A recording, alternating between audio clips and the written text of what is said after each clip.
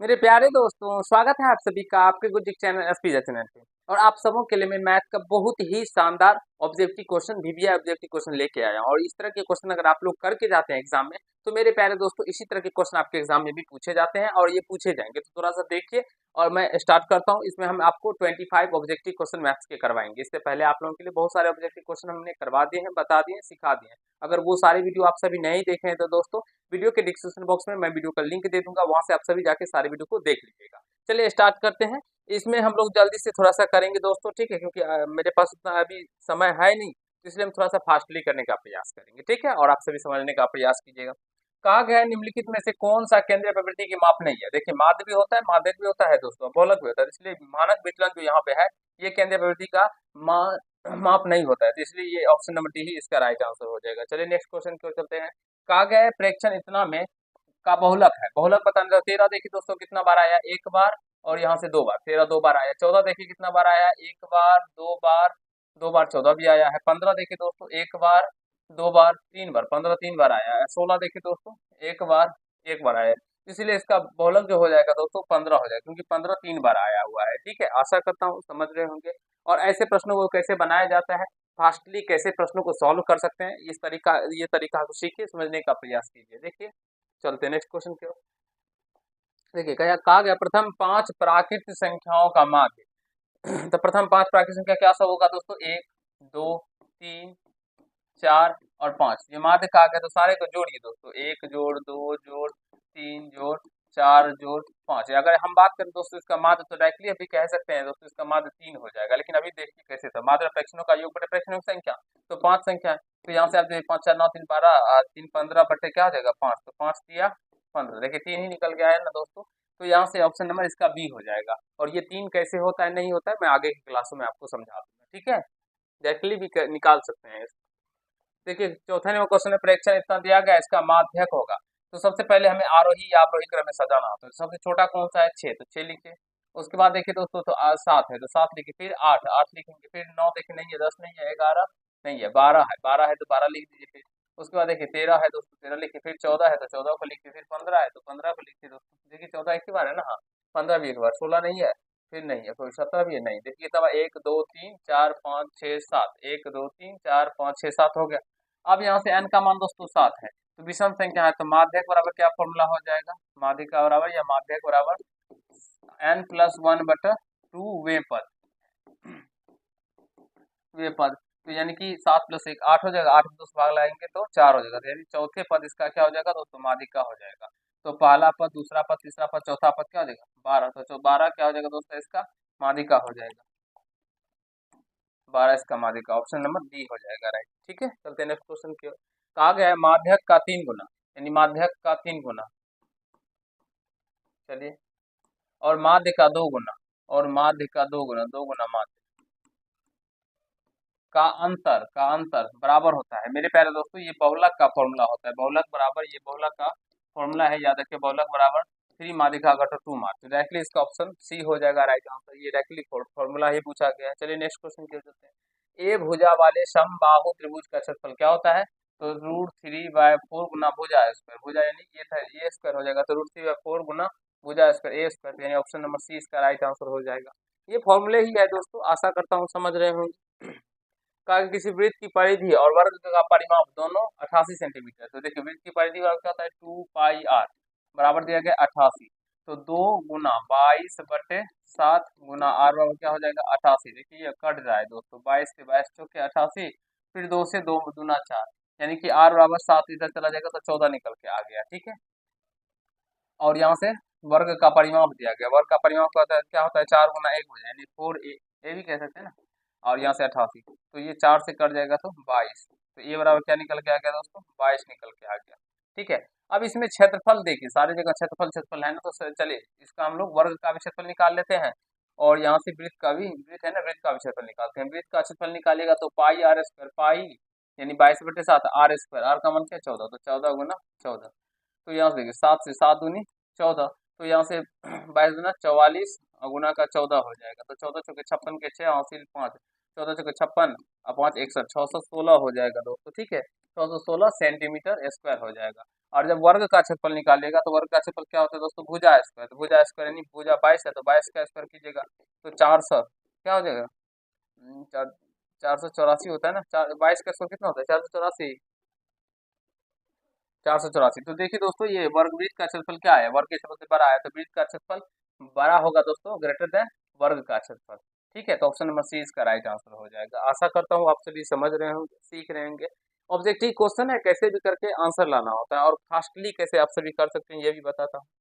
कहा गया है, यदि किसी घन का प्रत्येक किनारा ए इकाई है तो उसका विकर्ण, विकर्ण का फॉर्मूला ही होता है √3a। तो √3a देखिए कहाँ पे, ऑप्शन नंबर ए ही हो जाएगा इसका आंसर। बहुत ही आसान आसान क्वेश्चन है दोस्तों। त्रिज्या r तथा ऊंचाई h वाले लंबवृत्तीय शंकु का आयतन 1/3 पाई, त्रिज्या r कैपिटल में तो r स्क्वायर, h भी कैपिटल है तो ये हो जाएगा तो 1/3 पाई r स्क्वायर, h 1/3 पाई r स्क्वायर, ऑप्शन में बी हो जाएगा। त्रिज्या r है ना, यहाँ पे h दिया गया तो ये तो होगा ही नहीं। यहाँ पे r स्क्वायर h 2/3 तो ये भी नहीं होगा। यहाँ पे 1/3 है तो ये नहीं होगा, तो ऑप्शन में बी ही होगा। ठीक है, देखिए दो वृत्तों का क्षेत्रफल का अनुपात इनका इतना है तो इनकी त्रिज्याओं का अनुपात क्या होगा। देखिए दोस्तों वृत्त की क्षेत्रफल क्या होता है, पाई r1 का स्क्वायर बटे पाई r2 का स्क्वायर। r1 r2 क्या हो गया, दो वृत्त है तो त्रिज्याएं अलग अलग होगी, इसलिए हम पहले वृत्त की त्रिज्या r1 दूसरे की r2 और इसका अनुपात देगा 4:25। तो ये पाई से पाई कट जाएगा तो r1 बटे r2 का हम लोग क्या लिख सकते हैं, इसका होल स्क्वायर लिखेंगे, दोनों पे स्क्वायर तो बराबर में 4/25। तो यहाँ से r1 बटे r2 क्या हो जाएगा दोस्तों, इसका रूट हो जाएगा 4/25 का, ये इधर निकल के आ जाएगा तो दो स्क्वायर। तो 4 का वर्गमूल 2, 5 का वर्गमूल 5, तो त्रिज्याओं का अनुपात 2:5 हो जाएगा। हाँ ऑप्शन नंबर डी हो जाएगा। ठीक है, चलते हैं नेक्स्ट क्वेश्चन की ओर। साइन 30 डिग्री बटे कॉस 30 डिग्री, ये इस तरह से प्रश्न है दोस्तों, साइन 30 डिग्री बटे का कॉस 30 डिग्री, ठीक है, और गुना कॉट 30 डिग्री। देखिए कितना आसान क्वेश्चन, साइन थीटा बटे कॉस थीटा क्या होता है, टेन थीटा, यानी टेन 30 डिग्री अगुना कॉट 30 डिग्री। तो tan theta into cot theta का मान 1 होता है तो ऑप्शन नंबर ए डी हो जाएगा। या आप सभी टेन 30 का भी मान रख के हल कर सकते हैं और कॉट 30 का भी मान रख के हल कर सकते हैं। नेक्स्ट क्वेश्चन देखिए, 1 माइनस टेन स्क्वायर 45 डिग्री। देखिए 1 माइनस टेन 45 का मान भी 1 ही होता है, तो 1 माइनस 1 बटे 1 प्लस टेन स्क्वायर 45, टेन 45 का मान 1 तो 1 का स्क्वायर कीजिएगा तो 1, तो 1 में से 1 गया 0 बटे 1 प्लस 1 2 हो जाएगा, तो 0 में 2 से भाग लगाइएगा क्या होगा, 0 ही हो जाएगा दोस्तों। और 0 किसका मान होगा, साइन 90 का, साइन 90 का मान 1 होता है, साइन 0 का मान 0 होता है, तो यही हो जाएगा। टेन 90 का मान दोस्तों क्या होता है, तो 1/0, तो ये अपरिभाषित हो जाता है टेन 90। ठीक है, साइन थीटा बटे कॉस थीटा, हाँ पर टेन साइन 45 का मान 1/√2 हो जाएगा, तो इसका मान ऑप्शन नंबर बी ही हो जाएगा, टेन 90 भी नहीं होगा। ठीक है, टेन 90 का मान क्या होता है, अपरिभाषित ही ना। अच्छे से बोलिए एक बार। हाँ, बिंदु किस पाद में स्थित है दोस्तों, प्रथम पाद। देखिए अगर प्रथम पाद में रहेगा तो x का भी मान प्लस में, y का भी मान प्लस में होना चाहिए।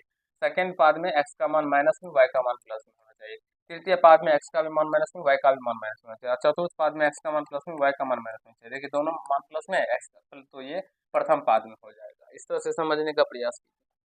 देखिए 14 3 45 अनुपात 3 7, 3 45 का मान 1 अनुपात 3 7 का मान √3, तो ये हो जाएगा 1 अनुपात √3, तो ऑप्शन नंबर सी हो जाएगा इसका। देखिए कितने आसान आसान क्वेश्चन पूछे जाते हैं दोस्तों, आप लोग बनाने का प्रयास कीजिएगा तो 10 मिनट में खत्म हो जाएगा। एक्स अक्ष पे स्थित किसी बिंदु का निर्देशांक का रूप होगा। देखिए एक्स अक्ष पे स्थित कोई बिंदु है तो उसका रूप होगा x0 मेरे पैर, तो x का मान कुछ ना कुछ होगा और y का मान 0 होगा। मैंने कोऑर्डिनेट ज्योमेट्री को बहुत ही शानदार तरीके से बता चुका हूँ आप सभी को, अगर वो वीडियो नहीं देखे तो डिस्क्रिप्शन बॉक्स में लिंक दे दूंगा, या आप लोग प्लेलिस्ट में जाके भी देख सकते हैं।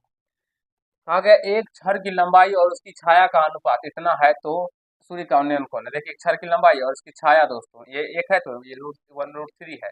ठीक है, तो इसका उन्नयन कोण बताना है, तो समझने का प्रयास कीजिए। मान लीजिए इसका उन्नयन कोण क्या है, थीटा है, तो टेन थीटा बराबर क्या हो जाएगा दोस्तों, 1/√3। और टेन कितने डिग्री का 1/√3 होता है दोस्तों, तो थीटा का मान डायरेक्टली निकाल सकते हैं, 3 डिग्री, टेन 3 डिग्री का मान 1/√3 होता है, तो यहाँ से थीटा का मान 30 डिग्री निकल के आएगा। ठीक है, टेन 7 का मान √3 होता है। आशा करता हूँ आप सभी समझ रहे होंगे दोस्तों, कहीं से कोई दिक्कत समस्या नहीं हो रहा होगा। इस तरह के क्वेश्चन भी आपके एग्जाम में पूछे जाते हैं, तो सीखिए और समझने का प्रयास कीजिए। देखिए मूल बिंदु से बिंदु इतना की दूरी है, तो मूल बिंदु से जब निकालेंगे तो इसका फॉर्मूला ही होता है एक्स स्क्वायर प्लस का वाई स्क्वायर। तो एक्स का मान माइनस का एक्स है तो माइनस का एक्स का स्क्वायर प्लस वाई का मान स्क्वायर, वाई का मान वाई स्क्वायर। तो माइनस का एक्स स्क्वायर करेंगे तो एक्स स्क्वायर प्लस का वाई का स्क्वायर करेंगे तो वाई स्क्वायर, तो यहाँ से हो जाएगा अंदर रूट एक्स स्क्वायर प्लस का वाई स्क्वायर, और ये इस तरह से रूट है दोस्तों, यहाँ पे ये इस तरह से under root X square plus का वाई स्क्वायर, इस तरह से लिखा है, तो इसलिए ऑप्शन नंबर ए इसका राइट आंसर हो जाएगा। चलिए आगे के क्वेश्चनों को, बिंदु इतना और इतना के बीच की दूरी, बीच की दूरी निकालने का फॉर्मूला क्या होता है, अंडर रूट x2 माइनस का x1 का whole square plus y2 minus का y1 का होल स्क्वायर। ठीक है, तो x2 देखिए क्या है, x2 में मेरे प्यारे दोस्तों 8, तो 8 माइनस का 5 का स्क्वायर प्लस y2 क्या है दोस्तों 11 माइनस का 7 का स्क्वायर। तो 8 में से 5 गया तो 3 का स्क्वायर, और 11 में से 7 गया तो 4, तो 4 का स्क्वायर। अब इसको जब सॉल्व कीजिएगा, 3 का स्क्वायर 9 प्लस 4 का स्क्वायर 16, तो 16 9 क्या हो जाएगा 25, अंदर रूट 25 का वर्गमूल 5 निकल के आ जाएगा। तो ये मेरी प्यारे दोस्तों इसका बीच का दूरी क्या हो जाएगा 5 वर्ग, सॉरी 5 इकाई हो जाएगा, ऑप्शन नंबर बी निकल के आ जाएगा। ठीक है, देखिए y रेखा y बराबर 4 का आलेख निम्न में से किस बिंदु से होकर गुजरेगा, तो y का मान 4 होगा दोस्तों। ठीक है, और x का मान कुछ भी हो सकता है, y का मान देखिए इसमें 4 है, नहीं ये तो इससे गुजरेगा ही नहीं, y का मान 2 है, इसमें 4 है तो ये इससे गुजर जाएगा, इसमें 0 है दोस्तों तो इससे भी नहीं गुजरेगा, तो ऑप्शन नंबर बी ही हो जाएगा। ठीक है, x का मान कुछ भी हो सकता है, जब वो 4 का आलेख निम्न में से किस बिंदु से गुजरेगा, y बराबर 4 है ना का आलेख निम्न से किस बिंदु से होकर गुजरेगा, तो 2 4 से होकर गुजरेगा। ठीक है, x का मान 3 भी हो सकता है, 5 भी हो सकता है, 4 भी हो सकता है, कुछ भी हो। मूल बिंदु के निर्देशांक होते हैं दोस्तों 0 0, ये सभी जानते हैं आप सभी। इनमें कौन सी सबसे छोटी प्राकृत संख्या है, तो एक दोस्तों सबसे छोटी प्राकृत संख्या है, गिनती की सभी संख्या को प्राकृत संख्या कहते हैं, और एक से ही स्टार्ट होता है तो प्राकृत संख्या 1 हो जाएगा। कौन सी संख्या, कौन सी परिमेय संख्या है, तो दोस्तों देखिए रूट 25 का वर्गमूल 5 होता है, तो ये क्या हो जाएगा परिमेय संख्या हो जाएगा, ये अपरिमेय, ये भी अपरिमेय और ये भी अपरिमेय हो जाएगा। कौन सी अपरिमेय संख्या है, अपरिमेय संख्या है, यहाँ पे देखिए ये इसका वर्गमूल 4 हो जाएगा, इसका ये इस तरह से है दोस्तों। ठीक है, रूट 9 बटे 21 है, तो ये 3 या 9 3 सते 21, तो ये रूट 3 बटे 7, रूट 3 बटे 7 हो जाएगा, तो यही अपरिमेय संख्या हो जाएगा, ऑप्शन नंबर सी हो जाएगा दोस्तों। ठीक है, इसको गुना कीजिएगा तो 5 निकल के आ जाएगा, ये भी परिमेय हो जाएगा, ये तो परिमेय है ही पहले से।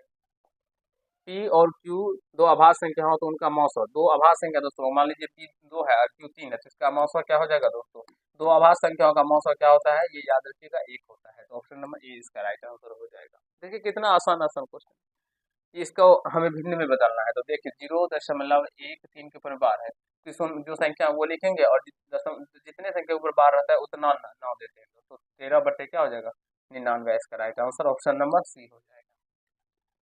आशा करता हूं दोस्तों जो मैंने अभी आपको 25 ऑब्जेक्टिव क्वेश्चन करवाए भी है वो आप सभी समझ गए होंगे, सीख लिए होंगे। नेक्स्ट क्लास में इस आगे के क्वेश्चनों को करेंगे और आपको समझाने सिखाने का प्रयास करेंगे। अगर आपको किसी और टॉपिक पे वीडियो चाहिए तो जरूर कमेंट बॉक्स में कमेंट कीजिएगा। चलिए आज के पार्ट में हम लोग आज के सेशन में इतना ही करते हैं। धन्यवाद।